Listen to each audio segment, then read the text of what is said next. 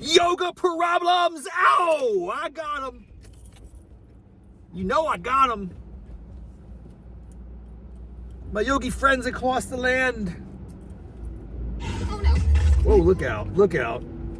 I'm backing up. I'm in a foreign territory for yoga. Look out, I'm in a parking lot. I don't want to wreck. Be careful.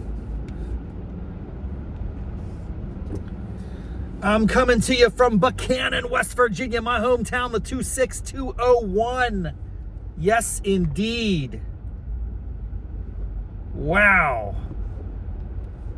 What a remarkable experience. Folks, I've been off the grid for a while. I've been back home, staying busy, dealing with some family issues. It's that season in life, as they say. But you know, when I was in the Stone Tower coffee shop the other day, just looking at the bulletin board, old school, you got Mr. Fix-It cards on there, you got Domino's Pizza, and lo and behold, what else did I see? A big advertisement for yoga. Yes, yoga in Buckhannon, West Virginia. Population, I don't know, 6,000 maybe in the city, 16,000 across the county. Is that right? Someone fact check me quick. Oh boy. Bottom line, you know when I see that ad, I'm gonna go hit it up. As I did tonight. I'm so excited to see yoga action in effect in rural America. In north central West Virginia, yoga is happening, folks. So, I didn't know what to expect. It's not hot yoga. So this is a bit of an off-brand episode. I don't want to call it cold yoga, but in a sense it is. It's like just a normal yoga flow in the existing temperature. Cold yoga problems. I don't want to start a separate channel for that. So we're going to call this Hot Yoga Problems Buckhannon episode, Cold Yoga Special. Something like that. I'll work with ChatGPT to get a real catchy name and a very engaging hook to get more clicks. I think the first thing you might notice about me, for those of you, for the yogis, the boys and girls, the tens of listeners across the land, all the great fans that tune into my show, I love you all. Thank you so much. The first thing you might notice about me is this look, this different appearance. What is it? What's different about Rafferty? Is it his hair? No. Is it his shirt? Well, I'm wearing a sweatshirt. It's a little chilly out there, but that's not really an unusual thing. Oh, it's the glasses, or rather the lack of glasses. Indeed, indeed. If you are observant and you're watching the YouTube version of this podcast, you go, what's wrong with, what's the thing? Oh, it's his glasses. He's missing his glasses. Where are your glasses, Rafferty? Well, listen, man, I got a long story behind that.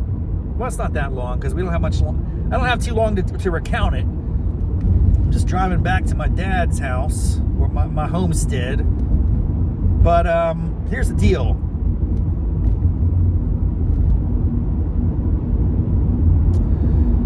When I'm going into a new environment in the yoga setting, I'm a little anxious.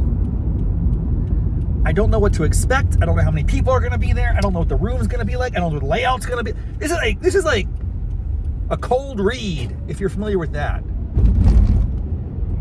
I challenge anybody in my audience to take a moment sometime to crack open like a book of poetry, or the Bible, or Stephen King short stories, whatever. Just crack it open, something you've never read before, and read aloud as though you were presenting to an audience. That's a cold read, man. Typically, I think it's meant for theater and the screenplays, but what I'm trying to impress upon you is the anxiety of something you've never experienced yet. you're performing or you're like being viewed. So you go into a public setting, you go into a new yoga studio, or in this case, a venue that hosts yoga, a very non-traditional venue. We'll get into that in a minute. And as you approach, you wonder about what's the layout going to be like, you know? How crowded is it going to be? Where's the ideal spot? How early should I arrive? What's the process to get in and out? How's it all work? And granted, there's some social norms around all this. Yeah, there's a building, there's a door, there's a check-in, there's an exchange of money. That's all very common. But you just don't know what the room's gonna be like. So I like to get there early. Of course, I screwed up. I got behind schedule. So I was late. But I figured I'd be okay. And like, how popular could yoga be in the 26201? Ladies and gentlemen, yoga is booming here in Buckhannon. In this class tonight, there were more people than in some of the morning classes. Actually, I would say exponentially more people. That might be a stretch. Exponential is a lot. Exponential is like, what is an exponential? Actually, let's think about that for a second. That's the super text, right? So if you had 2 squared, that's an exponential, or is an exponential times 10. That's orders of magnitude. My mom would be very disappointed in me right now because she was a math teacher, but math was just never my strong suit. So I don't know exactly what an exponential is. Let's scale it back a little bit. There were a lot more people in class tonight than in the average morning class back in Arlington, Virginia. That was fascinating to me. So I rolled in a little bit late, but still like 5 minutes early. I figured there'd only be a few people. Man, it was like, I don't know, a good 15 people in that class. It was packed. And so I'm glad that I put my contacts in today, my friends. That's a rarity for me. And by the way, I struggled mightily putting in my contacts before class today. I haven't done that in a long time. I'm comfortable with the studios where I live in Arlington, Virginia, so I don't need to wear my contacts anymore. I don't need to really see what's around me. As we've explained and discussed in previous episodes of Raff's Brain, I am blind as a bat. You take my glasses off, I can't see. I am probably legally blind. It's bad, folks. I got myopic curse. I'm on the spectrum at the tail end of that bad boy. But if I'm in a setting where I don't quite know everybody or know the scenery around me, or like, I gotta have my contacts in so I can see what's happening. God forbid, if I'm in an unfamiliar setting, trying to do yoga with complete strangers, without my glasses on, this is not a pleasant experience. It turns into a very anxiety-ridden flow. And you don't want that in life. You want to chill. So I'm very glad I put my contacts in. That was an ordeal. It's been a while since I've worn contacts, but they're disposable, so I was able to hit them up. And I'm very glad I did so because the class was full. But I did get to sit in the corner, which is nice. I'm surprised that a corner spot wasn't taken. But it wasn't, and there I was, plopped down the corner, very welcoming, very accommodating. Not hot yoga, that's okay, I wasn't expecting it. The instructor's extraordinarily welcoming, very gracious, very nice. Sets the tone. You got some chill music on. She lights some incense, that's nice. It's smelling good in there. The people are friendly, they're chill. Everything's off to a great start. And then she explains the class, and it's gonna be a kind of endurance class, not in a sense of physical endurance, but more about the balance, and not balance of like standing poses and things so much, but balance in terms of your breathing process. And so she introduced us to this fascinating little breathing exercise where you breathe in for 4 seconds through your nose, hold for 4 seconds, exhale through your mouth, inhale through your nose, 4 seconds. It's like this repeating 4-second mantra. Inhale, 2, 3, 4. Hold, 2, 3, 4. Exhale, 2, 3, 4. Inhale. You get it. It repeats several times. And we start doing that, and I'm immediately reminded that I haven't done yoga in maybe a week and a half, and my body is reset into its slothy, tense state. I'm sitting there, crisscross applesauce, struggling. Beads of sweat are appearing on my forehead. Oh, can anybody here sit crisscross applesauce for more than 3 minutes without breaking a sweat? I challenge you. You're like, what are you talking about? That's nothing. I'm telling you right now, people, the pose is painful. And everything we did tonight, cat cows, warrior twos, tree. We had a tree with the breath work, kind of.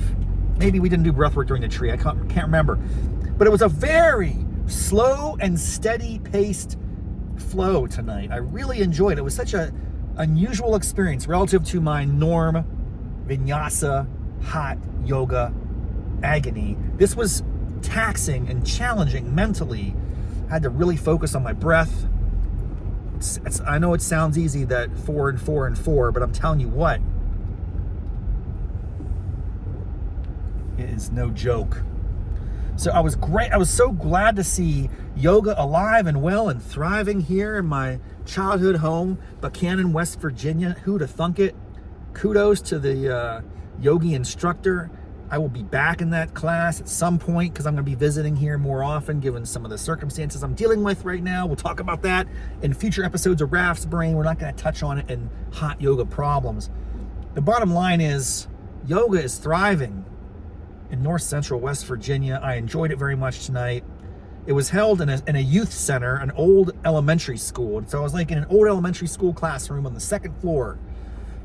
And it turned out to be quite a lovely experience. I'm grateful for it. I encourage anyone in the Buckhannon, Elkins, Clarksburg area to make their way down to the Stockard Youth Center. Check it out. Look it up, Google it. You'll find it. And you should hit it up. And I'll be there probably most of the time. Not always, but most of the time when I'm in town, I'm going to try to hit that up. Because I got to keep my yoga flow going. And goodness gracious, when I get back to Arlington, you know I'm in a world of trouble. It's been about a week and a half since I've done any hot yoga. I'm probably not going back till Friday. Maybe I'll do it on Saturday morning. It's going to be devastating. Probably the next episode of Hot Yoga Proms is going to be after a morning flow, 8:30. Oh, I'm going to get crushed. I've just not been maintaining. I have been doing a lot of stepping. I've been walking a lot up and down the lane here in my neighborhood, but that's not the same. So anyway, hot yoga problems, cold yoga problems, whatever you want to call it. It was a good flow tonight. I had a great time. Not too taxing, definitely mentally challenging, and I'm grateful that I had the opportunity to do it. I hope more and more folks will. And if you're in the Buckhannon area and you're in my listening audience, that's probably a very narrow sliver of the tens of fans of the show. Please hit me up. Let's go together to a future yoga session in Buckhannon, dude. Let's make it happen. It's good for you. By the way, the last thing I'll say is, and this is a thing of beauty, yoga in North Central West Virginia is, I think we would call it 3 times less expensive, right? A drop-in class in Northern Virginia is going to cost you $18 to $25, maybe $30, depending on the time and the level, and etc. You don't even know what it costs here. What do you think? 15? 12? 10? I'm talking $7. Ding, ding, ding, ding, ding, ding, ding. $7 for a yoga class. What a bargain. What a deal. What an extraordinary opportunity for people to gain access to this practice, man. If you're in the area, you have no excuses, man. $7 is the price of a cup of coffee at Starbucks. $7 is the price of a dozen eggs. Maybe they're coming down. I don't know. Bottom line is, it's very affordable. It's well done. You got lots of cool people in there, and they're having a good time. And I think it's going to be a fun little side hustle to keep me busy until I get back to Arlington. And one thing I'll finally say is, look at this dog welcoming me. Oh, she just moved her head. Anyway, who cares? Thanks, everybody. Have a great one. Until next time. Namaste, mofos.